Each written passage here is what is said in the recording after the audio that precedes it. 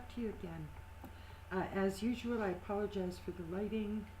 This room is not dark like it looks. There's bright sunshine streaming in, but my camera is old. I'm having to use the camera on the laptop, so it's all distorted.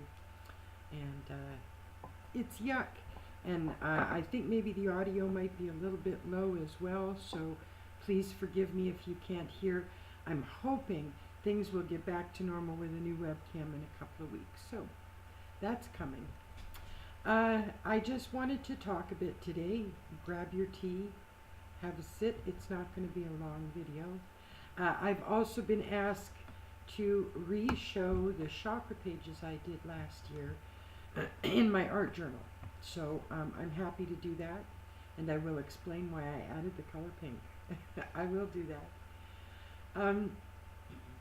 I just want to talk about the word eclectic for a minute. Because that's the name of the channel and that's how I identify. It's likely to be brought up a fair few times, so get used to it. That's the way it is. But this is sort of interesting and important that you understand how I see this, okay? If you don't know the meaning of the word eclectic, Google it, and I'm not being a smartass. It'll give you a nice, very clear definition of what the word means. And even the most staunch of pagans on a particular path, whether it's Wiccan, Druidism, whatever it is, even the most staunch generally have one thing in common, which I find kind of comical. And that is that they will absolutely likely know about the chakras, what they are, why they are there, what they do. And most Wiccans I know, most pagans on a particular path that I know, use the information about chakras when they're doing human work or magic of some kind or whatever. But here's the thing. The belief about chakras, it's not a science. Now, some things are measurable. Yes, I'm the first one to say with biofeedback and certain types of energy measuring devices, we can see the energy points in the body. However, the chakra system is a religious, theoretical system from another religion. It's not that particular path, Wiccan, pagan, or Druid or whatever. So even the most steadfast, staunch, oh, eclectic is not real, blah, blah, use bits from other paths. If they even think about the colors of the chakra or the chakra system while they're doing something on their own path, then it's eclectic. Then it becomes an eclectic path. You can say that your lean is toward this or you follow this path, but you're open to other things. But to be so closed-minded as to not let yourself admit that there are eclectic things you bring into your work is madness. It's madness. I know Catholics now who talk about chakras and know how to use them. I know staunch Jewish people that have gone for Reiki healing and things like that. These are all making use of other paths, other belief systems, other religions. And so to discredit the idea of eclecticism at all, or as a bad thing or as a negative thing, that's very high-handed. That's like one person saying they're better than another, and it simply is not true. It can't be true. And I'll tell you why one person can't be better than another. Here's why. Because the only opinion that matters about us is us. We are not living our lives for anybody else's opinion. And if we have a good opinion of ourselves, then it's very likely that others will too. Now, don't get me wrong, we have the crazy, sociopathic, psychotic killers out there that don't give toss and love themselves that way. I'm not talking about that, folks. I'm saying that the only critic you really have is you. So nobody can be better than the next person. And that's why. Is because if I feel that I'm good, I feel I'm living a good life, a decent life, I don't give a toss what you think. So your opinion doesn't matter. Therefore, you can't feel better than me or feel like you're better than I am. That's my explanation. Anyway, for those that discount eclecticism in their lives, you need to maybe look around and see what you do borrow from the paths of others and stop with the hard line. Leave yourselves open to the beauty of everything. Because I'll tell you what, some of the best witches I've ever come across, myself included, do some of their finest magic in the middle of the forest with no tools at all. No trappings, no decorations, no nothing. And usually not even learned chants or learned prayers. With nothing. You start with nothing in nature and you build from there. Try it sometime. It's an amazing way to do magic. I lived sort of in the wild for about a year, and oh my goodness, connecting to it that way is an amazing thing. And when you find a stick that strikes you as a wand, you go, oh my God, thank you for putting it right in front of me.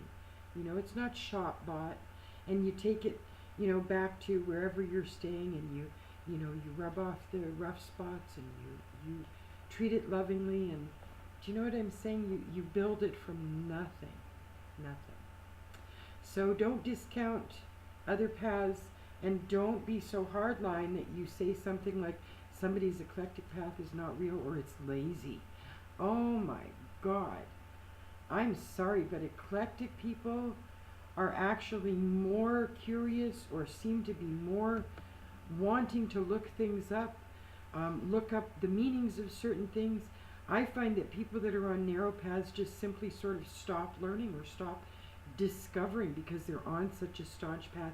They trust completely, they don't want to go over the boundaries of that. And so they kind of stop absorbing. And that's not what you want to do. Let's see if I can bring back my camera. There we go, a little bit. Okay. So the chakra pages are in this journal from last year. And they're pages I started to do, I love this journal. I just started to do them because I had a number of things where the color, being with the vision loss in my right eye, I'm very attracted to color now, and I love putting colorful things together and things like that. So I took the pages, and here's of course red, and the properties for red. I'm getting confused with the mirror image again. Think big thoughts, but relish small pleasures.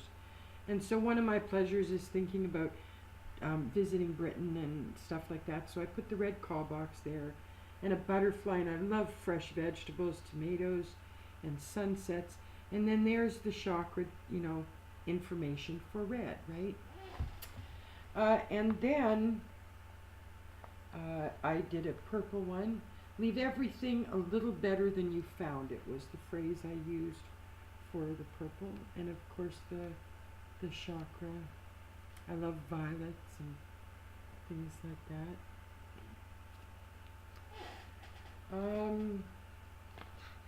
And then green, of course. Be gentle with the earth. And I added all the chakra things and the fact that it's prosperity, attainment, things like that. I don't know if you can see these well or not. And the blue one, of course, is don't use, because blue is communication, it's don't use time or words carelessly. Neither can be retrieved. And blue is the color of communication, so I used violet, like the blue violets over here, and I think that's waves. Yes. Well, fog on on a misty day on the lake. Beautiful. And orange is learn the rules and then break some. Orange is the color of passion. It's the color of I want. And so I used some of the lovely orange things that I had. This ribbon has to do with a bouquet of flowers that my son-in-law sent me after my first eye surgery, and it was the most amazing. They gave me back my sight for a brief time in both eyes with the cataract surgery, and I was celebrating. So break the rules, because orange is all about passion. And the yellow, I didn't get a chance. I'm actually going to go back in this week and finish the yellow page. Now, I promised that I would explain the pink page. There is discussion among people who use the chakra system as to whether one of them includes pale pink.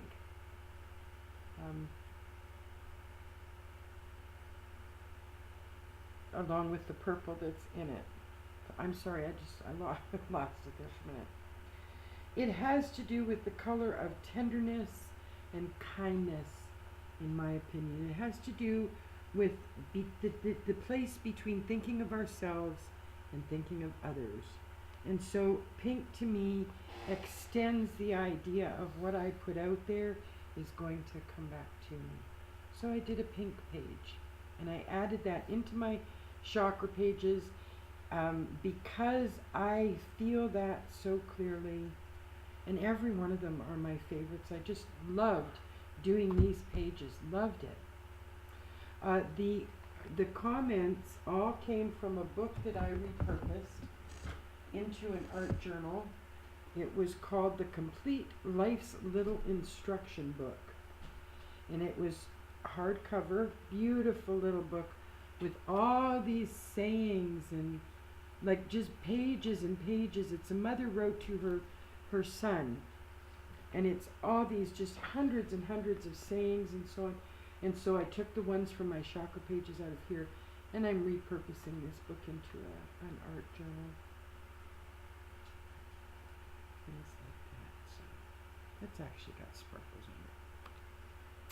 So that's where the sayings came from. But that's to Sophie, who asked me to re-show the chakra pages. There you go. I'll take pictures of them if you want and put them up on the Gypsy Atelier. You can get to that off of my blog, the Eclectic Witch today. So that's what my chakra pages are. Please remember that those who are so staunch about their own thing as to put others down or criticize them in some way, feel sorry for those people, because anybody with egos that have to squash other people's, those aren't healthy egos at all. Those are egos that